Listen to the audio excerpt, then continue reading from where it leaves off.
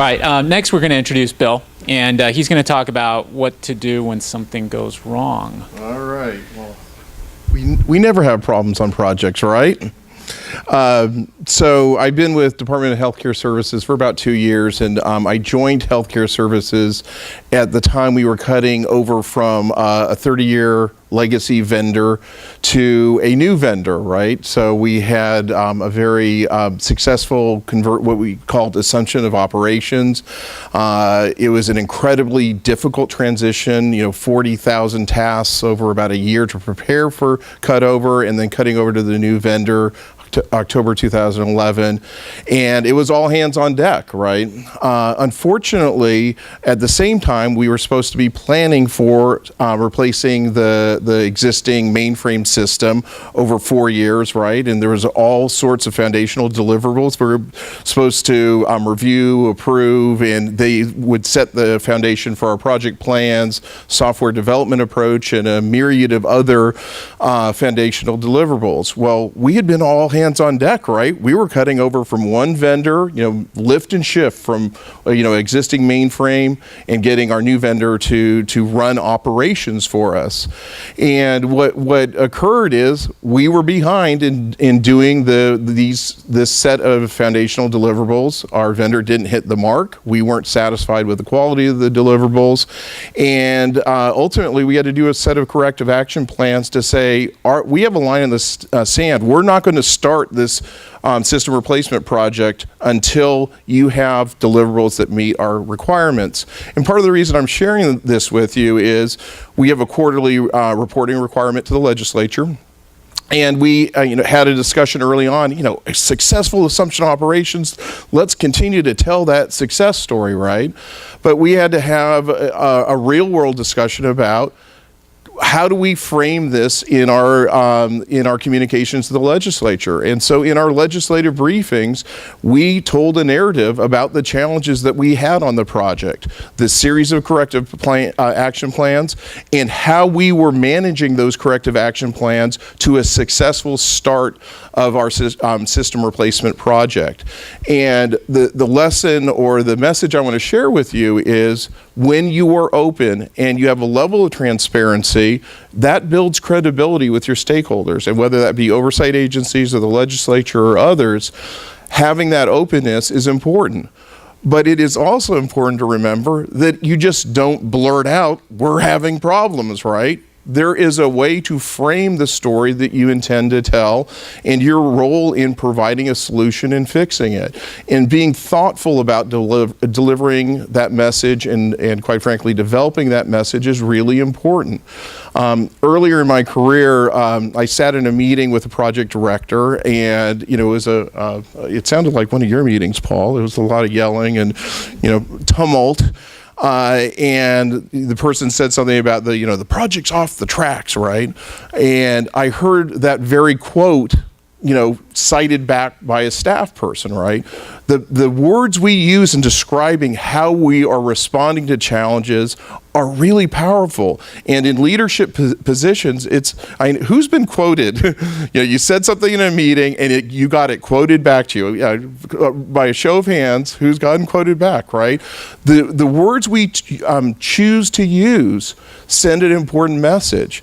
And, we're not talking about candy coating the challenge, but we are wrapping around the very real challenges any significant project has around what are the solutions that we're bringing to the table to resolve those challenges. And part of that is how are we managing our vendor?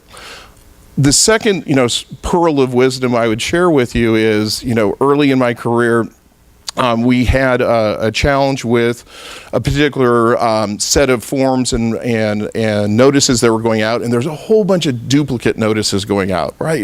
And courts were getting frustrated, and county agencies were getting frustrated. Well, the manager who was working on that was working very much in earnest to fix the problem, but didn't escalate the issue, right? And so I didn't find out for about 10 days, and when a county director called me and the administrative office of the courts called me. And so I went and talked to the manager, and I said, well, so what's going on? And he said to me so earnestly, we've been working so hard to fix the problem, I wanted to make sure it was fixed before we communicated it. And it was such a well-intentioned message, but it really was a coaching and learning moment, which is, in our business, we can't wait for the complete root cause analysis or for the challenge to be solved. We need to know early so that we can act early, get the right resources employed, and talk through what does this mean to our project and how do we communicate it not only internally to the project, but what is the message about our response that we want to deliver external to the project. The other piece is in escalating issues, as a senior project executive, you have the ability to get the right resources to the table. And what I try and tell folks is bad news doesn't get better with time, and I don't particularly like surprises, right? And if there is an atmosphere of trust and support within your organization, and that gets to your culture and in the environment that you're creating in your department or agency or in your division or branch, if there's a culture of support and openness, people are going to bring you issues early. And I think that's just such a critical piece of sort of managing the change, keeping in front of it, and making sure that, sort of an incremental challenge doesn't become the crisis that undoes you or makes you undone. And then the last thing I would share is we recently, at the CAMUS project, California Medicaid Management Information System project, went through an evaluation of our requirements development and had a real good discussion with the project team about what it meant to do our project.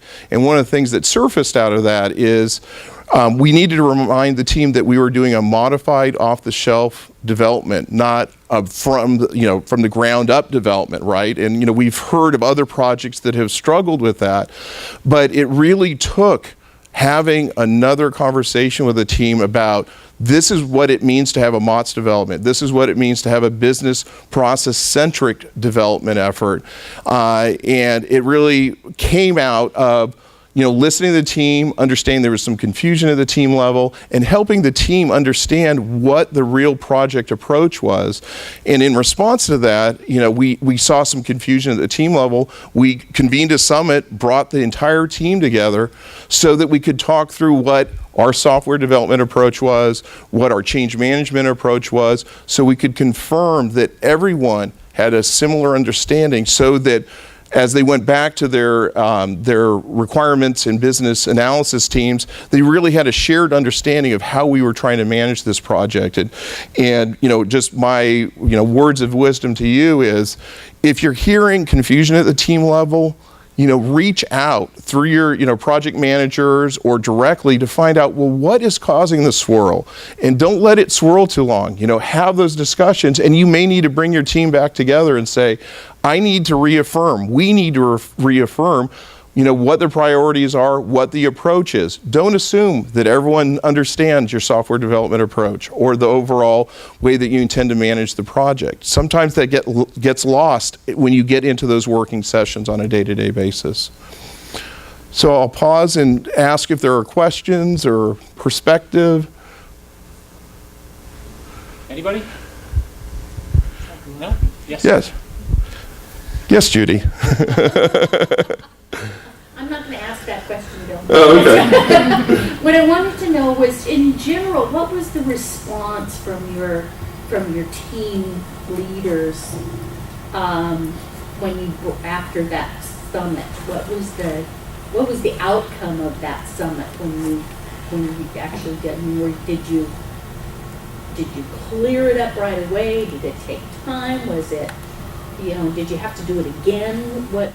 Yeah, that's a great question. The purpose of the summit was to sit back down with the entire team and talk about the fact that we are managing to a set of deliverables, and the primary one was the software development approach that laid out our system development lifecycle for the project.